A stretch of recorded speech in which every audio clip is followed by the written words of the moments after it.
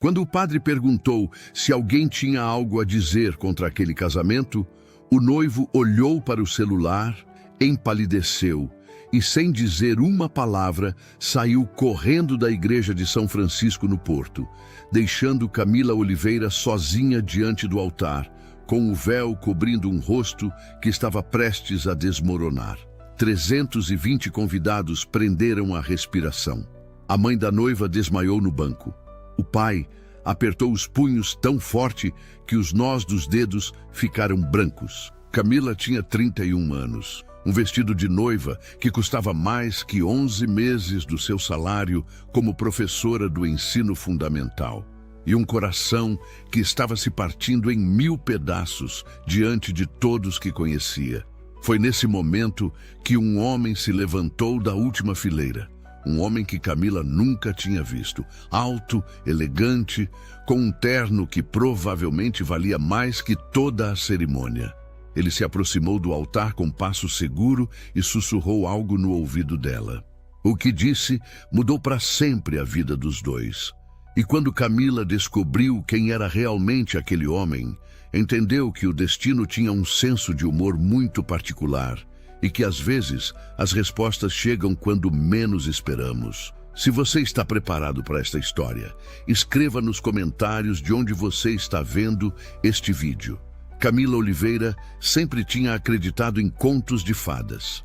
Tinha crescido no Porto, num apartamento pequeno no bairro da Ribeira, onde a avó lhe contava todas as noites histórias de princesas que encontravam seu príncipe encantado junto ao Rio Douro. O pai trabalhava como garçom num restaurante de bacalhau perto da Torre dos Clérigos. A mãe limpava casas nos bairros ricos da Foz do Douro. Não eram ricos, mas eram felizes. E Camila tinha crescido com a convicção de que o amor verdadeiro existia, de que só era preciso esperar, de que cedo ou tarde chegaria também para ela. Tinha conhecido Bruno Costa 7 anos antes, durante as festas de São João. Ele era encantador, com aquele sorriso de comercial e aqueles olhos escuros que pareciam prometer o mundo. Trabalhava como vendedor para uma empresa de exportação de vinho do Porto. Viajava muito, sempre tinha histórias interessantes para contar.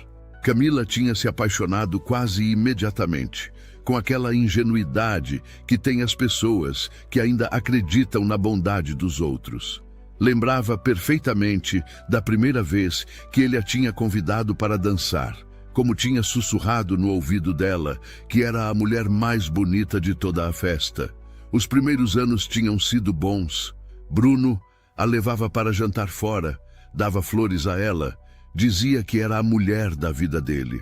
Claro que havia coisas estranhas, ligações que não atendia quando estava com ela. Fins de semana de trabalho que se alongavam sem explicação, mensagens que apagava rapidamente, mas Camila não queria ver, não queria estragar o sonho que tinha construído. As amigas diziam para ter cuidado.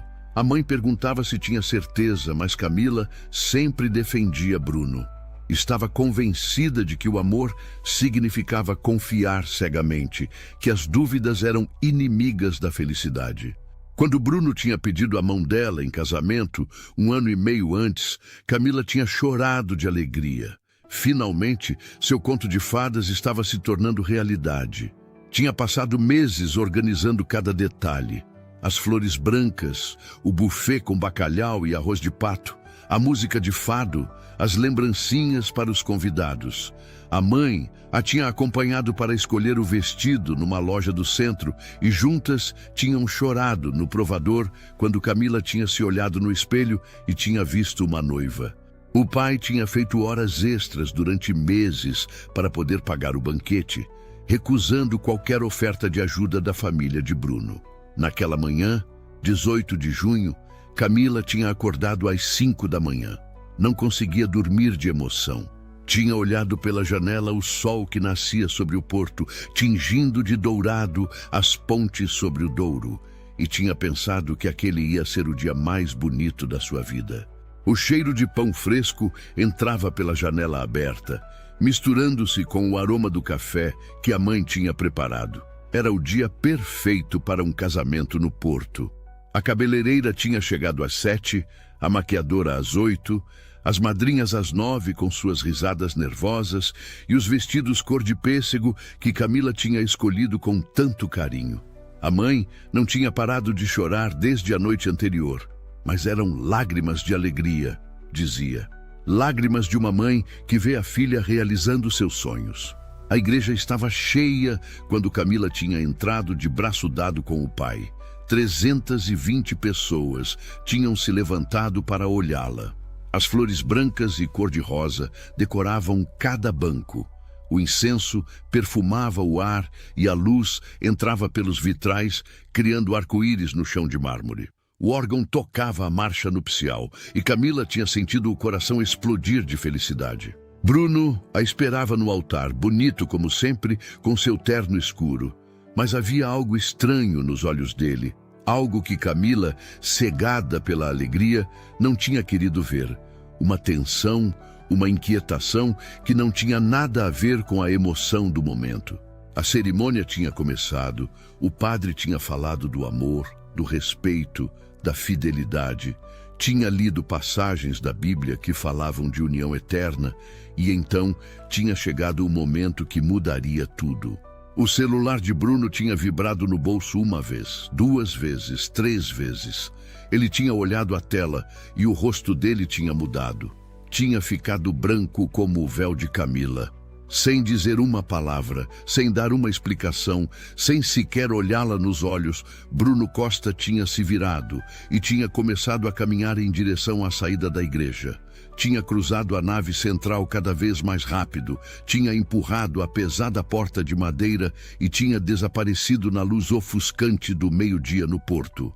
O silêncio que se seguiu foi o mais ensurdecedor que Camila tinha ouvido na vida. 320 pessoas que não se atreviam a respirar. O padre que tinha ficado paralisado no meio da frase. As madrinhas que se olhavam sem saber o que fazer. E Camila, sozinha no altar, sentindo como seu mundo desmoronava pedaço por pedaço, enquanto o buquê escorregava das mãos trêmulas e caía no chão de mármore com um barulho surdo que ecoou na igreja silenciosa. O caos estourou poucos segundos depois. A mãe de Camila desmaiou. O pai correu em direção à porta, gritando o nome de Bruno. As madrinhas se precipitaram em direção à noiva, que parecia uma estátua de sal. Os convidados começaram a falar todos ao mesmo tempo, um murmúrio que crescia como uma onda, misturando emoção, indignação e aquele prazer mórbido que alguns sentem diante das desgraças alheias. Camila não conseguia se mexer, não conseguia pensar.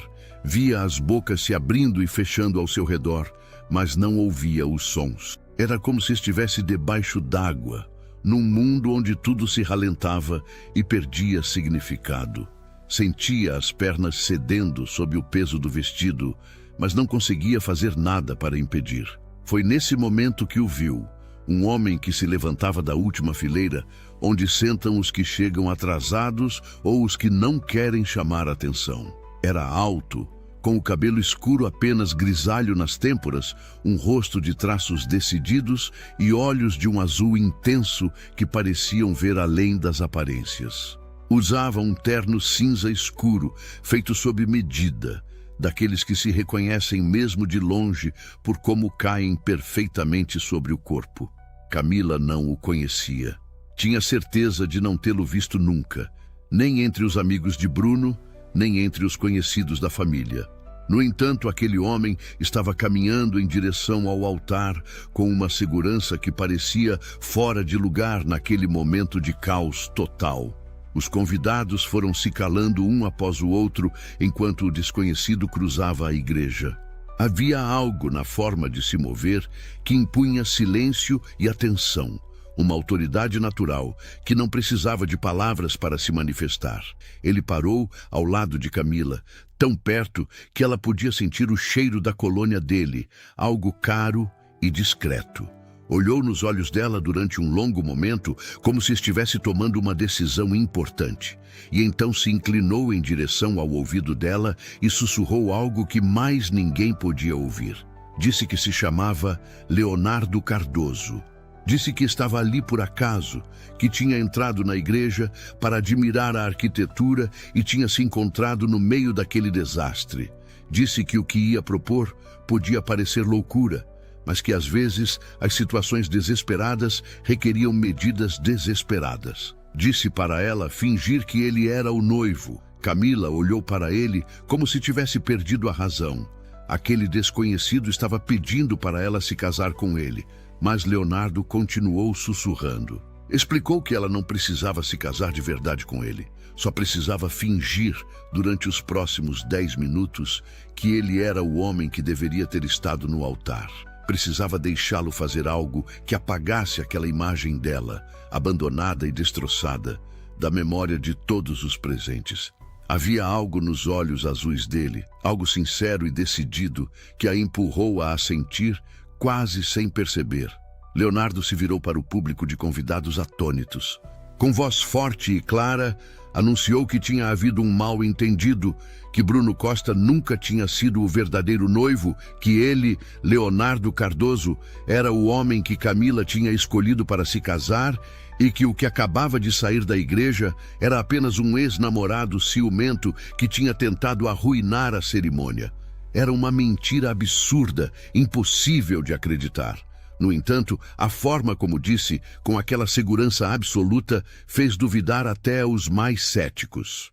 E quando se virou para Camila e pegou as mãos dela entre as dele, olhando como se fosse a coisa mais valiosa do mundo, alguém entre os convidados começou a se perguntar se talvez não seria tudo verdade.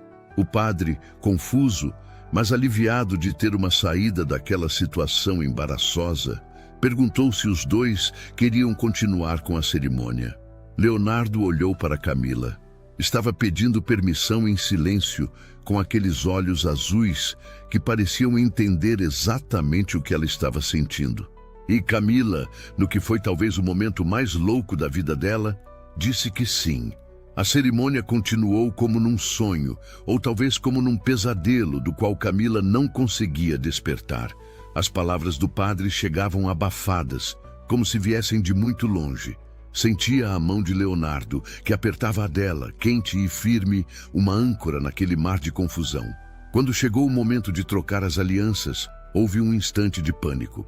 A aliança que Camila tinha para Bruno nunca teria servido no dedo daquele desconhecido. Mas Leonardo, com uma naturalidade que a deixou sem fôlego, tirou do bolso do paletó uma aliança de ouro branco que colocou no dedo dela, como se sempre tivesse carregado consigo, como se esse tivesse sido sempre o plano. Quando o padre os declarou marido e mulher, Leonardo se inclinou em direção a Camila.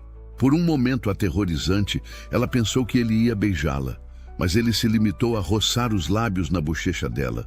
Um gesto terno e respeitoso que fez suspirar de alívio mais de um. Saíram da igreja juntos, de mãos dadas sob uma chuva de arroz que os convidados lançavam mais por inércia que por convicção.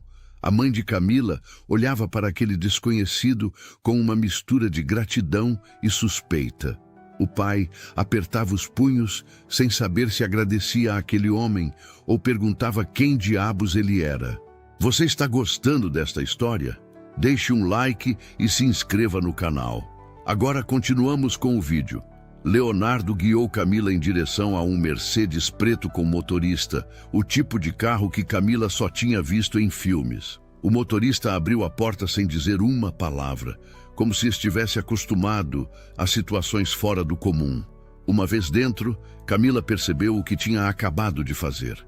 Tinha se casado com um desconhecido, legalmente, diante de Deus e dos homens.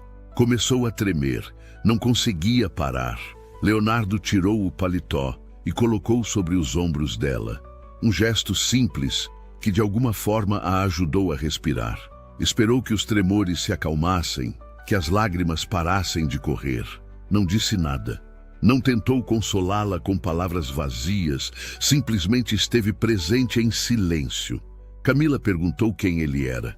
Perguntou por que tinha feito o que tinha feito. Perguntou o que queria em troca, porque ninguém faz nada de graça.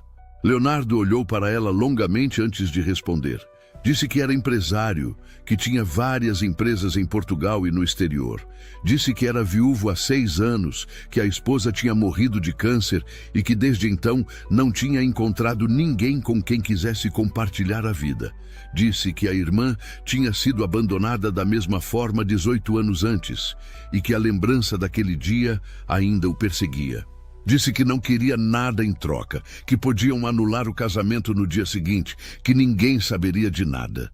Camila perguntou como era possível que tivesse uma aliança preparada no bolso, se de verdade tinha entrado na igreja por acaso. E Leonardo sorriu pela primeira vez, um sorriso que iluminou o rosto e o fez parecer de repente mais humano. Disse que sempre carregava consigo a aliança da esposa em memória dela, que quando tinha decidido intervir, tinha pensado que ela não teria se importado que usasse para ajudar outra pessoa.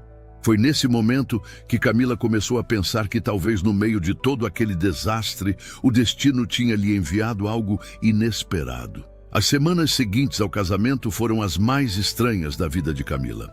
Leonardo a tinha levado para a casa dele nos arredores do Porto, uma quinta com vinhas e vista para o Vale do Douro que tirava o fôlego. Tinha dado um quarto só para ela e nunca tinha tentado cruzar aquela porta sem ser convidado. Viviam como colegas de apartamento, educados, compartilhando as refeições e alguma conversa. Leonardo trabalhava muito. Passava horas no escritório, fazendo ligações em diferentes idiomas, mas sempre encontrava tempo para perguntar como ela estava, se precisava de algo, se queria conversar. Foi 1,5 depois do casamento, quando chegou a verdade sobre Bruno. A prima Patrícia enviou um link para um artigo na internet, um artigo de jornal local que contava a história de um homem do Porto detido por estelionato sentimental. O homem se chamava Bruno Costa e nos últimos 13 anos tinha enganado pelo menos 11 mulheres, convencendo-as a emprestar dinheiro que nunca tinha devolvido, prometendo casamentos que nunca tinha tido intenção de celebrar. Era um profissional do engano, um homem sem escrúpulos que escolhia as vítimas com cuidado. O artigo contava a história de uma mulher de Coimbra que tinha lhe emprestado 85 mil euros para uma empresa que não existia, de uma viúva de Braga que tinha hipotecado a casa para ajudá-lo, e contava a história de Camila, a noiva abandonada na igreja de São Francisco no Porto, salva pela intervenção misteriosa de um dos homens mais ricos de Portugal, Leonardo Cardoso, o fundador e presidente de uma das maiores empresas de vinho do Porto, com interesses no setor imobiliário, na tecnologia e na hotelaria de luxo. A Forbes Portugal tinha-o incluído na lista dos 100 portugueses mais ricos. Camila foi procurá-lo no escritório. Perguntou por que não tinha dito quem era. Leonardo disse que não tinha mentido. Tinha dito que era empresário e era. Não tinha pensado que os detalhes fossem importantes. Queria dar a oportunidade de conhecê-lo como pessoa, não como um nome num artigo de jornal. Disse outra coisa. Naquela noite, os advogados dele tinham descoberto que Bruno tinha dívidas sérias com gente perigosa. Provavelmente tinha fugido da igreja porque tinha recebido uma ameaça. Se o casamento tivesse seguido em frente, Camila teria se tornado legalmente responsável por aquelas dívidas como esposa dele. Leonardo a tinha salvado 2 vezes sem que ela soubesse, da humilhação pública e da ruína financeira. Pegou as mãos dela entre as dele. Disse que ela não precisava decidir nada de imediato, que podia ficar o tempo que quisesse, que a ajudaria a reconstruir os pedaços da vida dela, qualquer que fosse a forma que essa vida quisesse tomar. E pela primeira vez, desde que tinha sido abandonada no altar, Camila chorou sem vergonha. Chorou pelo amor perdido, pela confiança traída, pela mulher ingênua que tinha sido. Mas também chorou de alívio, porque talvez tinha encontrado alguém em quem podia confiar de verdade. Os meses passaram e Camila ficou na quinta nos arredores do Porto, não porque não tivesse alternativas, mas porque tinha descoberto que queria ficar. Leonardo nunca tinha pedido nada, nunca tinha tentado transformar aquele casamento de conveniência em algo mais. Tratava ela com respeito, com gentileza, com uma atenção às necessidades dela, que Bruno nunca tinha mostrado em 7 anos. Aos poucos, Camila tinha começado a conhecê-lo. Tinha descoberto o homem por trás das manchetes dos jornais. Tinha descoberto que se levantava toda manhã ao amanhecer para caminhar entre as videiras, que lia poesia de Fernando Pessoa antes de dormir, que cozinhava bacalhau à Gomes de Sá aos domingos, quando não tinha compromissos de trabalho. Gostava de fado autêntico, não o dos espetáculos turísticos, e conhecia cada canto do Porto como se a cidade fosse uma extensão da própria alma. Tinha descoberto a história da primeira esposa, Mariana, morta depois de 3 anos de luta contra o câncer. Tinha visto as fotos dos dois juntos, uma mulher bonita e sorridente que parecia iluminar cada imagem. Tinha entendido por que Leonardo ainda carregava a aliança dela no bolso, porque falava dela com uma ternura que não se apagava com o passar do tempo, e tinha descoberto com grande surpresa que estava começando a sentir algo por aquele homem. Não era o amor arrebatador e ingênuo que tinha sentido por Bruno. Era algo diferente, mais maduro. Era a sensação de ser vista pelo que era, não pelo que alguém queria que fosse. Era a segurança de poder ser vulnerável sem ser julgada. Era o consolo de uma presença constante que não pedia nada em troca. Uma noite de outubro, enquanto jantavam juntos no terraço com as luzes do porto brilhando à distância, Camila reuniu coragem e disse a Leonardo o que sentia. Não sabia se era certo, se era o momento adequado, se ele sentia o mesmo, mas não queria continuar se escondendo. Leonardo ficou em silêncio durante um tempo que pareceu interminável. Camila sentiu o coração afundar no peito. Então ele pegou a mão dela através da mesa. Disse que estava há semanas esperando aquele momento, que tinha se apaixonado por ela, vendo-a reconstruir os pedaços da vida com uma força que o tinha deixado sem fôlego, que não tinha se atrevido a dizer nada porque não queria que ela se sentisse obrigada. Disse que Mariana tinha feito ele prometer antes de morrer que não passaria o resto da vida sozinho, e que durante 6 anos tinha pensado que aquela promessa era impossível de cumprir até aquele dia na igreja, quando tinha visto uma mulher com o coração partido encontrar a coragem de seguir em frente. Se casaram de novo, desta vez numa cerimônia pequena e íntima, com apenas os familiares mais próximos, onde Camila pôde dizer que sim, sabendo exatamente quem tinha na frente. Daquela vez, as lágrimas que derramou foram de pura alegria. Os pais, inicialmente desconfiados, aprenderam a amar Leonardo. O pai encontrou nele alguém com quem falar de futebol e da vida, descobrindo com surpresa que o milionário era do Porto como ele. A mãe o adotou como o filho que nunca tinha tido, enchendo-o de conselhos não pedidos e pratos de caldo verde caseiro. 1 ano e 3 meses depois do casamento, Camila descobriu que estava grávida. Leonardo chorou quando ela contou. Chamaram a menina de Mariana, em homenagem à mulher que tinha feito Leonardo prometer que não ficaria sozinho. Bruno terminou na prisão por seus golpes. Camila não foi ao julgamento. Quando leu sobre a condenação a 9 anos, não sentiu raiva, só compaixão por um homem que nunca tinha aprendido a amar de verdade ninguém.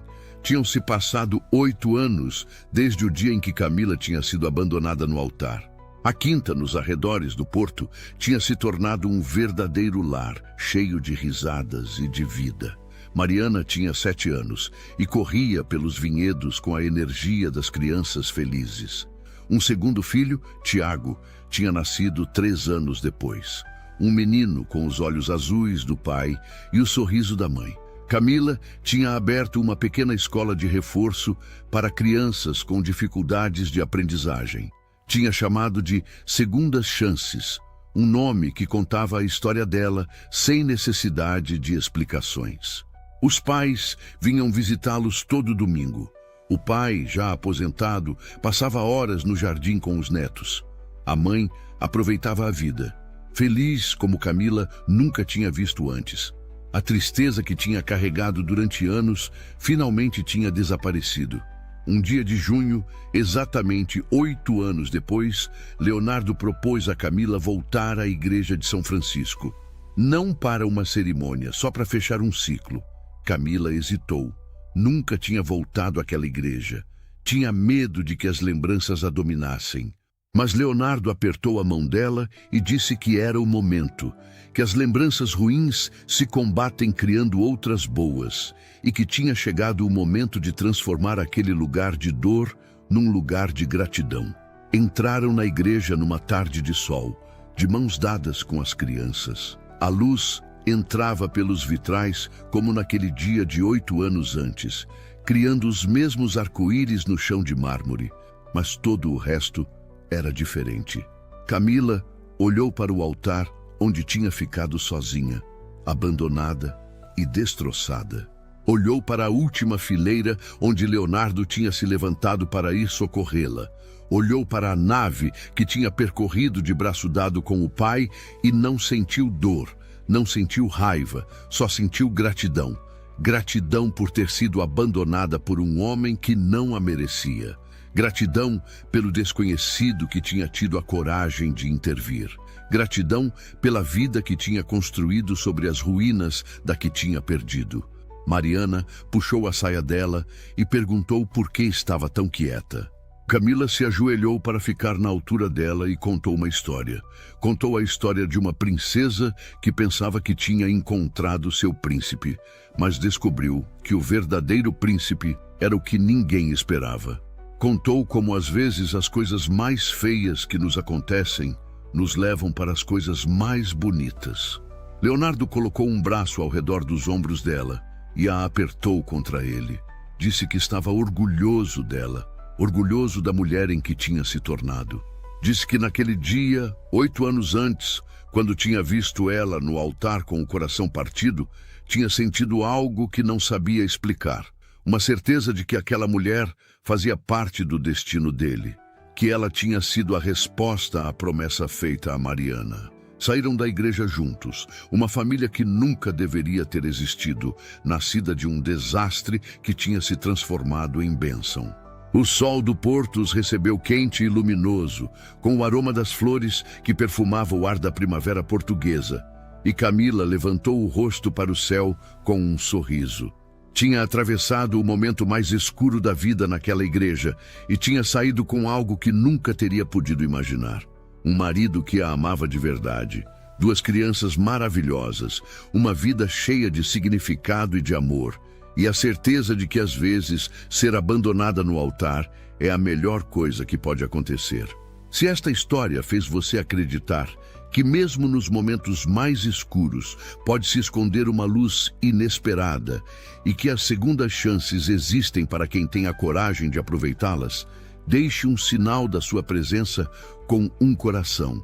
E se você quer apoiar quem conta histórias que celebram a força de recomeçar e a beleza de encontrar o amor onde menos espera, pode fazer isso com um pequeno gesto através da função Super Obrigado aqui embaixo. Cada contribuição é uma forma de nos dizer que estas histórias importam, assim como importou aquele sussurro no altar que mudou tudo para sempre.